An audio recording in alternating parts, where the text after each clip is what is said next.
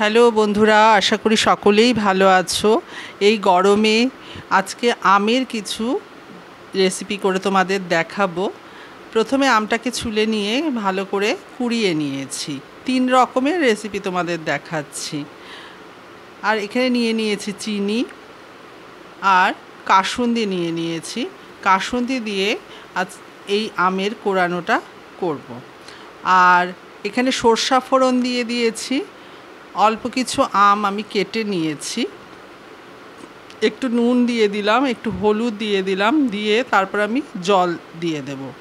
এটা হচ্ছে আমের ঝোল। গরমের সময় এটা খেলে খুবই ভালো শরীরের জন্য।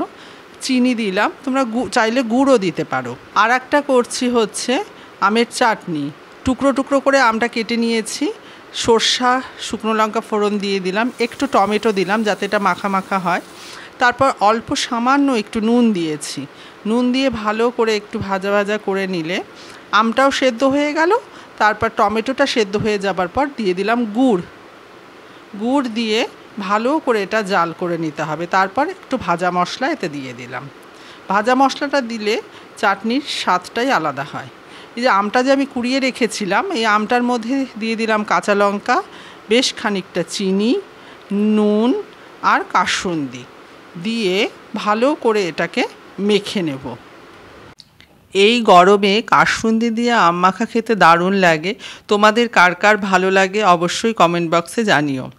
আমের 3টে রেসিপি আমাদের হয়ে গেছে। একটা গুড় দিয়ে আমি চাটনি করেছি, একটা করেছি আমের ঝোল, আর করেছি কাসুন্দি দিয়ে আম মাখা। কাঁচা আমের একটা শরবত আমি বানাবো। কাঁচা আমটা তার জন্য আমি সেদ্ধ করে একটা পিউরি মতো বানিয়ে নিয়েছি। আর ভাজা মশলা যেটা তৈরি করছি, গোটা জিরে, গোলমরিচ আর সামান্য নুন এতে দিয়ে দিলাম। দিয়ে একটু হালকা ভাজা ভাজা করে নিয়ে তারপর এটাকে আমি গুঁড়ো করে নেব।